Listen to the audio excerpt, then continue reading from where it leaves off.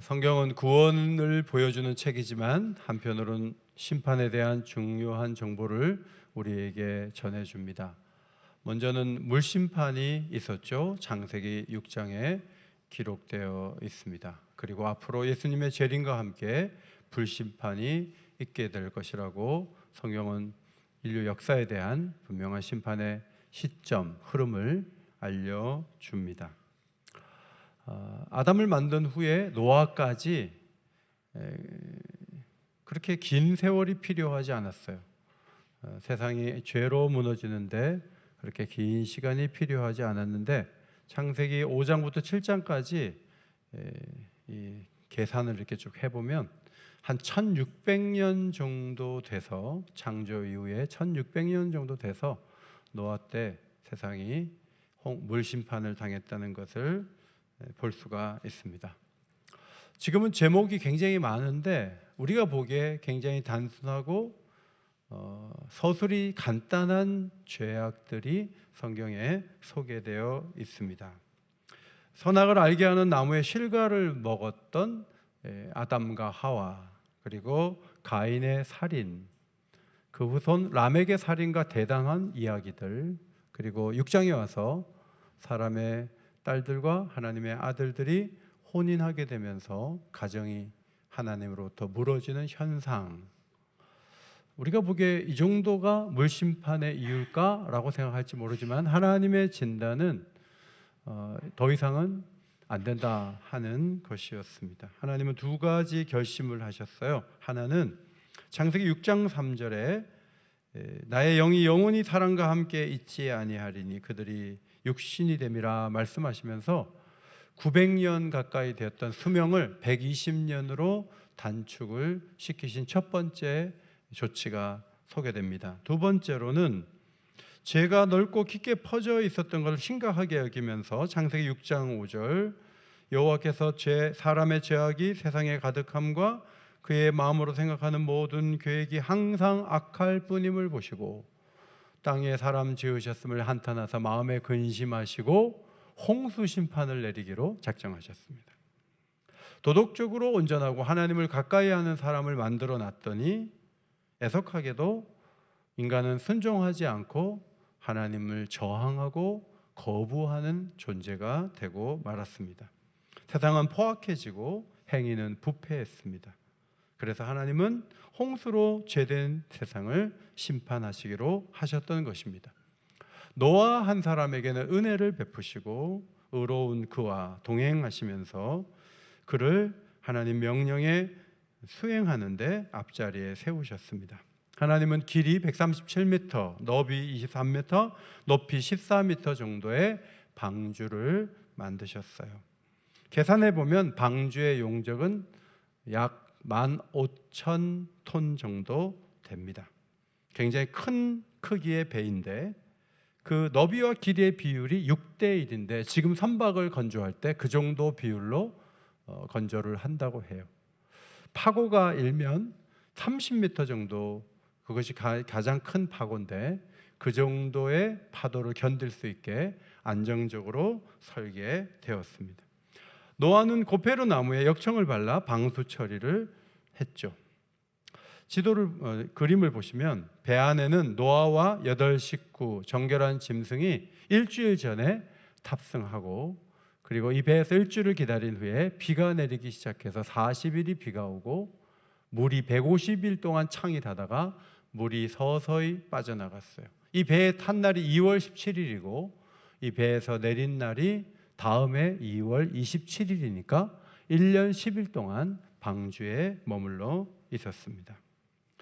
노아의 가족과 모든 혈육 있는 생물이 다 물심판에서 구원을 받아 이제 새 시대를 살게 된 것입니다. 노아는 방주에서 내리자마자 번제를 하나님 앞에 올렸는데 제단을 쌓아서 제사를 드렸습니다. 인간이 하나님을 위해 제단을 쌓은 첫 번째 기록이 창세기 8장 20절이라고 볼 수가 있습니다. 하나님은 그 제사를 받으시고 다시는 땅을 물심판으로 저주하지 않겠다고 약속해 주시고 저 하늘에 무지개를 활처럼 걸어 놓으셨습니다. 우리가 잘 아는 것처럼 노아의 홍수로 인해 죄인들이 심판을 받아 죽었지만 죄가 사라지지 않았다는데 어려움이 있는 것이죠. 그렇다면 왜 홍수 심판이라는 너무 강력한 방법을 써서 인류를 지면에서 쓸어버리셨는가? 이런 질문이 던져지죠. 정말 충격적인 것은 노아가 농사를 지었는데, 포도 농사를 지었는데 포도주를 만들다가 포도주를 많이 먹어서 하체를 드러내놓고 잠을 자다가 자식들이 그 모습을 봤다는 거예요. 여러분, 의인 노아이고 방주를 세웠던 그 위대한 사람이 어떻게 이렇게 갑자기 무너진 모습을 보일 수 있을까 의아할 정도입니다. 그 아들 함은 그 아버지의 벗은 모습을 보고, 자, 라라는 히브리어 단어 보다, 관찰해서 보다예요. 아이고 아버지가 벗었네 하고 눈을 가린 게 아니고 또렷이 이렇게 보고 있는 거예요. 여러분, 자식이 아버지 하체를 또렷이 본다는 것은, 그것은 아버지의 명예를 심각하게 훼손하는 행위가 아닐까요? 그리고 나가서 두 형제에게 알렸다라는 히브리어 단어, 나가드라는 단어, 아버지의 수치를 말하는 거예요. 가십거리를 삼는 거예요. 조롱하는 거예요. 아버지가 방주를 짓는 일은 했을지 모르지만 아휴 하면서 어쩌면 깔깔거리면서 얘기하는 거예요. 떠드는. 아버지를 존경하지 않았고 조롱의 대상으로 전락시키죠. 함은 아버지의 권위를 떨어뜨리는데 앞장서는데 신난 사람 같았어요. 그러나 노아의 두 아들 야벳과 셈은 아버지의 수치를 가려주죠. 노아는 술이 깬 후에 함에 대해서 말합니다. 가나안은 저주를 받아 그의 형제의 종들의 종이 되기를 원하노라. 함의 자손은 저주 가운데 있게 된다. 그렇게 무서운 말을 했습니다. 문제는 노아가 350년을 더 살고 950세에 죽기까지 350년 동안 유일하게 기록할 만한 일이 이것밖에 없었어요. 좋은 일은 없었고, 먹고 취하고 하체를 다 드러내고 자식은 그걸 보고 밖에 가서 떠들고, 이것이 350년 동안 그 집안의 역사의 축소판이에요. 새 시대를 열고자 했던 하나님의 목적은 사라지고 방주 안에서 탄 아들은 아버지의 권위를 부인하고 조롱하더니 이제 조금 더 뒤로 가서 창세기 11장에 가면 하나님의 권위에 대항하여서 큰 타워를 세우는 거죠. 바벨탑을 세워서 우리가 신이 되고 싶다, 우리가 경배의 대상이고 우리의 힘으로 한번 해보자 하고 높이 탑을 쌓는 모습을 보게 됩니다. 하나님은 물심판이 아니라 언어의 혼란으로 그들의 모든 목표를 다 무너뜨리셨습니다. 홍수전에 하나님이 물심판을 준비하라고 노아에게 말씀하셨죠. 하나님이 노아에게 이르시되 모든 혈육 있는 자의 포악함이 땅에 가득하므로 그 끝날이 내 앞에 이르렀으니 너는 고페르나무로 너를 위하여 방주를 만들라고 말씀하셨습니다. 방주를 만들 때 노아 식구 8명만 가지고 이 작업이 가능했을까? 어쩌면 동네 사람들 불러다 품삯을 주면서까지 방주를 건축하지 않았을까 싶습니다. 그리고 높이 방주가 지어질 때 동네 사람들이 와서 이거 뭐 하는 거냐고, 지금 물가에다 배를 짓는 것이 아니고 아니 여기다가 왜 배를 만드냐고 묻지 않았겠습니까? 그때 노아가 하나님이 물로 심판하실 것이라는 얘기를 왜 하지 않았겠어요? 그리고 식구들과 함께 부지런히 정말 100년, 120년 긴 세월 동안 방주를 만든 것으로 보여요. 그래서 베드로 사도는 의의를 전파하는 사람이라고 노아에 대해서 적었어요. 그는 많은 사람들에게 끈기 있게 말을 했을 거예요. 히브리서 기자는 믿음을 따르는 의의 상속자가 노아다. 그래서 중간에 포기하지 않고 끝까지 하나님이 하라고 하신 일을 완수해 냈다는 것이죠. 사람들은 노아의 모습을 보고 얘기를 듣고 반응이 없었어요. 노아가 뭐 배를 탄다? 웃는 거예요. 그럴 필요가 있나? 하고 외면했어요.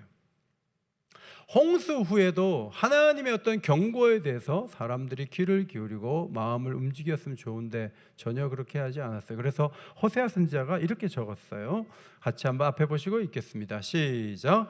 이스라엘아, 내가 패망하였나니 이는 너를 도와주는 나를 대적함이니라. 여러분, 하나님의 섭섭함이 뭐죠? 나는 너희들을 도와주는 여호와야. 그런데 너희들은 홍수 전이나 후나 똑같아. 나를 그저 대적하는구나. 이것이 하나님의 탄식이에요. 여러분, 우호적이고 스스로 예배를 드리고 하나님을 가까이 하는 사람이 있나요?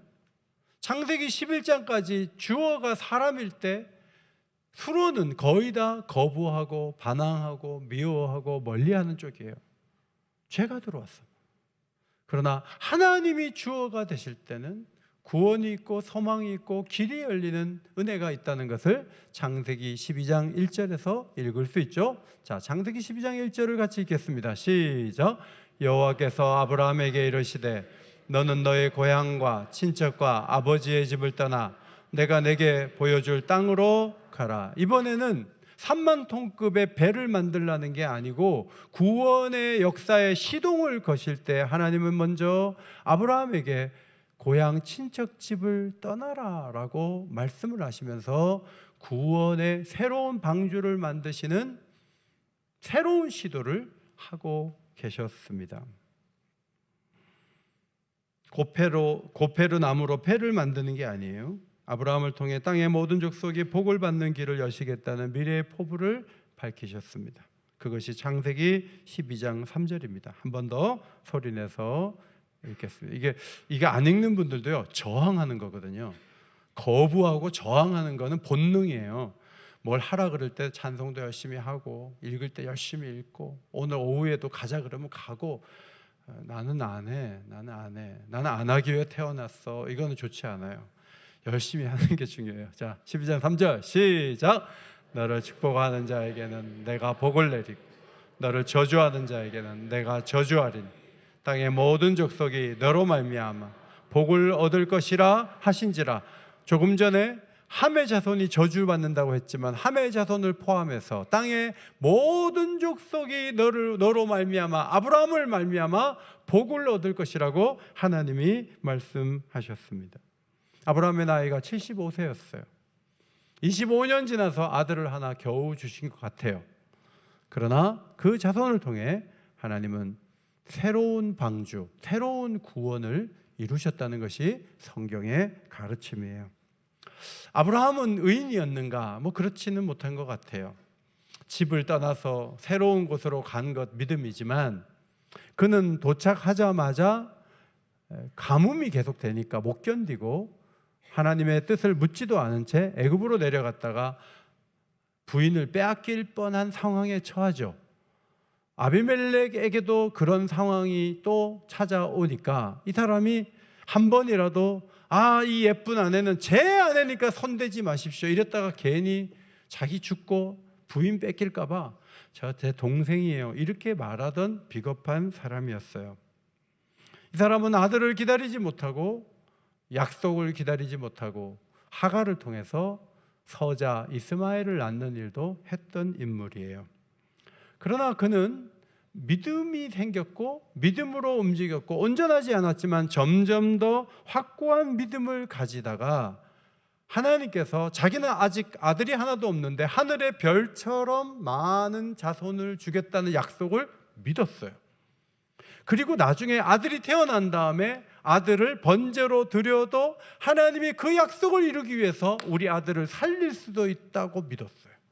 그래서 이 아브라함의 믿음을 굉장히 크게 평가하면서 사도 바울은 로마서 4장에서 이렇게 적었어요. 믿음이 없어 하나님의 약속을 의심하지 않고 믿음으로 견고하여져서 하나님께 영광을 돌리며 약속하신 그것을 또한 능히 이루실 줄을 확신하였으니 그러므로 그것이 그에게 의로 여겨졌느니라.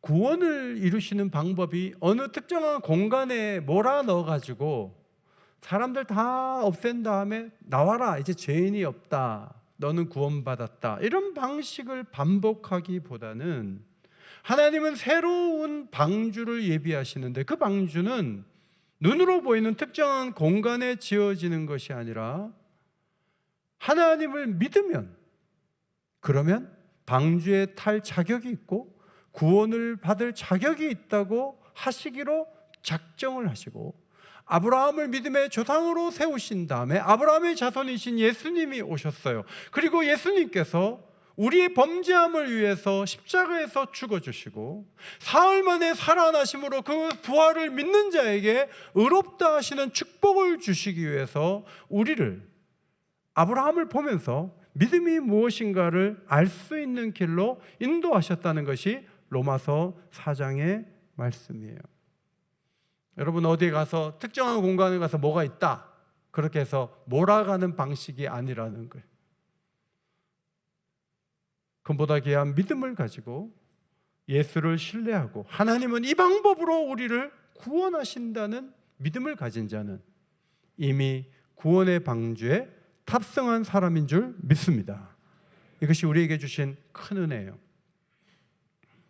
하나님이 창조한 사람들은 홍수 전에도 후에도 하나님께 늘 반감을 갖고 있죠. 그런데 하나님이 믿음으로 반응한 이들을 구원하시기로 작정하셨는데, 노아가 첫 번째 드린 번제는 정결을 위한, 노아 가족을 위한 정결을 위한 제사였지만 동시에 누군가의 희생으로 사람이 살 수 있다는 그리스도의 죽음과 부활, 그를 믿음으로 구원 얻는 이 세계에 대한 표징이 될 수가 있습니다. 그렇다면 다시 물어봅니다. 홍수 심판은 왜 했냐는 거예요. 이거 혹시 하나님 실수한 거 아니에요? 죄야 어차피 계속 사람이 있는 이상 죄는 계속 있는데 왜 사람을 쓸어버렸냐? 그런 질문을 하지 않을 수 없어요. 하나님이 홍수로 심판하신 목적이 뭐예요? 죄 아래 있는 세상의 궁극적 운명에 대한 적절한 역사적 본보기를 역사 가운데 빨리 보여주신 것이 물심판, 홍수 심판이에요. 여러분, 이 세상은 전기차가 나오고 AI가 돌아간다 그래서 세상이 구원받지 못해요. 세상은 죄 아래 있어요. 세상은 심판을 받을 거예요. 물심판을 조롱하고 그런 거 없어 하고 살던 사람들이 물에 다 쓸려 내려가는 것처럼 하나님의 구원, 믿음으로 말미암는 구원, 그걸 철저히 조롱하고 외면하면 구원받을 길은 닫히는 거예요. 열리지 않아요.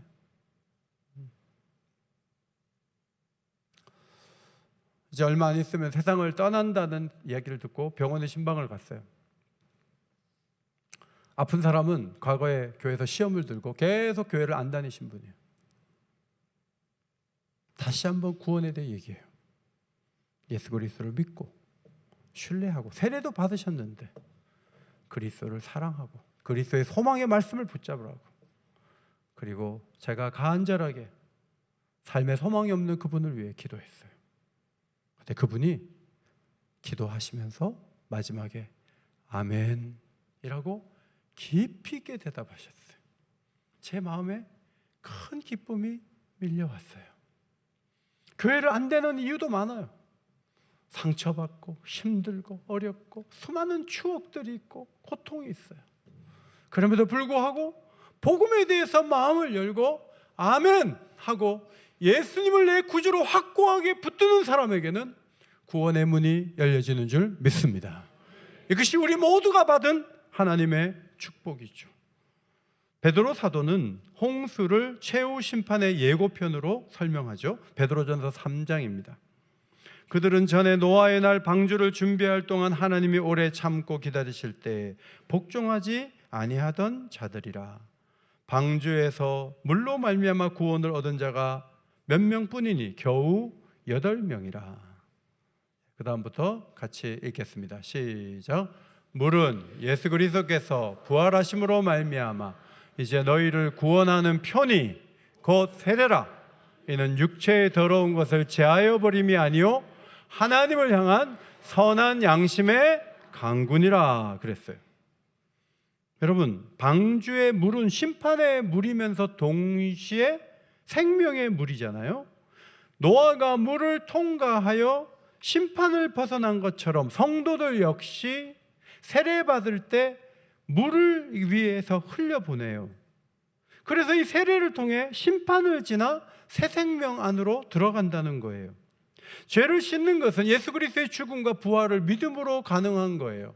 물이 떨어져서 그 물이 죄를 씻는 것이 아니라 아멘이라고 고백하는 그 간구, 그 고백을 귀하게 여기셔서 우리를 구원해 주신다고 베드로 사도는 설명했습니다. 예수님은 홍수 심판과 마지막 날의 심판의 유사점을 설명해 주셨습니다. 마태복음 24장 36절 이하의 말씀이에요. 같이 한번 읽을까요? 시작. 그러나 그날과 그때는 아무도 모르나니 하늘의 천사들도 아들도 모르고 오직 아버지만 아시느니라. 노아의 때와 같이 인자의 임함도 그러하리라.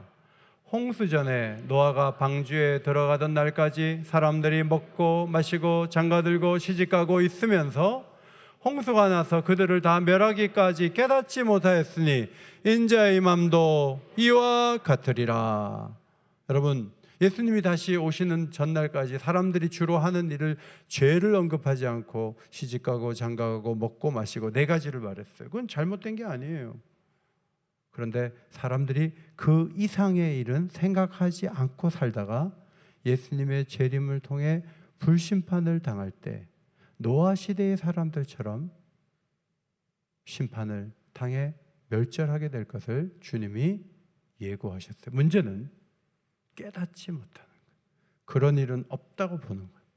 그러나 물심판이 현실의 역사 속에 찾아온 것처럼 다시 불심판이 오게 될 것을 성경이 분명히 예고하는 거죠. 그러므로 그리스도를 거부하는 자들은 주께로 돌아와야 돼요.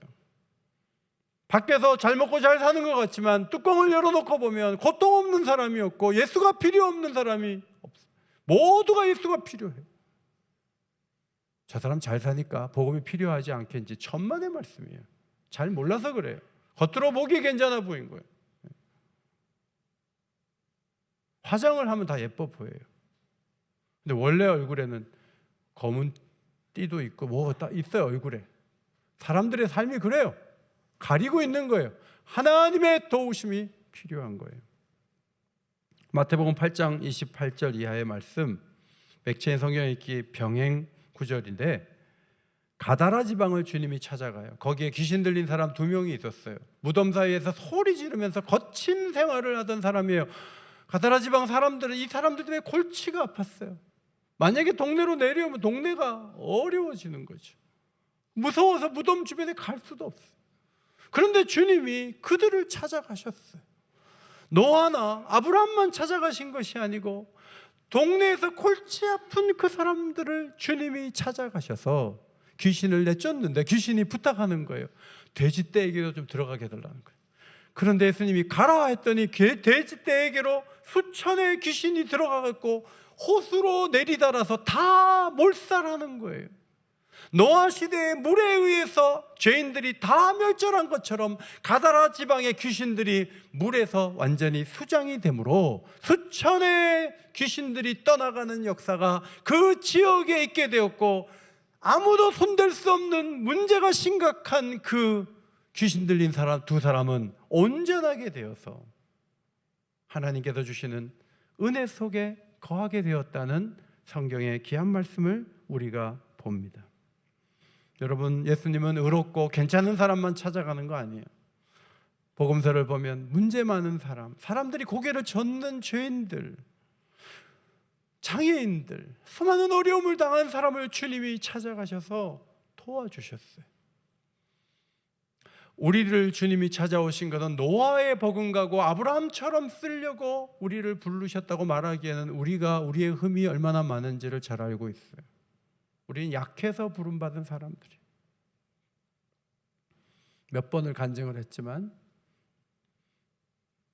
부산에 간 교회에 30명이 지원했대요.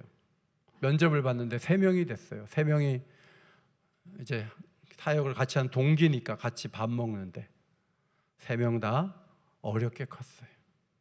한 분 목사님은 아버지가 부흥회 때 어떤 성도 집에 가서 잤는데 연탄가스로 돌아가셨어요. 어릴 때 아버지가 돌아가셨어요. 또 한 분도 어릴 때 아버지가 돌아가셨어요. 저도 어릴 때 아버지 돌아가셨어요. 우리를 뽑은 담임 목사님도 어릴 때 아버지가 돌아가셨어요. 우리가 뽑힌 거는 어릴 때 아버지가 돌아가셔서 뽑힌 거예요. 그러니 우리가 27명보다 탁월해서 뽑혔다고 얘기할 수 있겠어요? 우리는 약하고 우리는 아무런 주님 앞에 내놓을 것이 없는데 이렇게 뽑아주셨으니까 최선을 다하자. 우리 3명이 그렇게 생각하고 교회를 섬겼던 적이 있어요.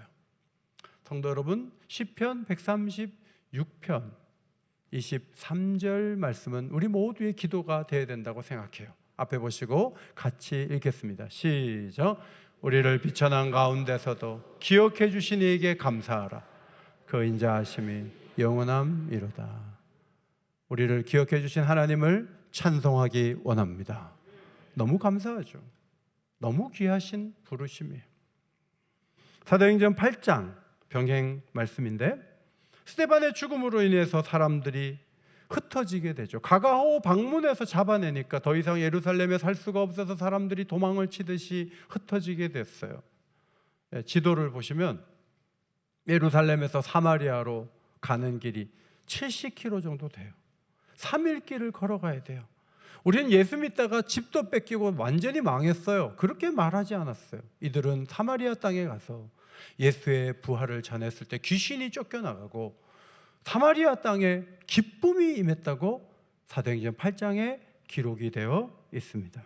사도행전 8장 26절 이하에는 광야 길로 내려가던 에디오피아 내시가 수레 안에서, 흔들리는 수레 안에서 이사야 53장을 읽고 있었는데 읽는 것을 깨닫느냐고 빌립이 성령의 인도를 따라가서 물어보니까 가르쳐주는 사람이 없어 깨닫지를 못한다고 하니까 이 양이 바로 예수님이다라고 가르쳐주면서 이분이 십자가에 죽으셨고 부활하셨다는 얘기를 했어요.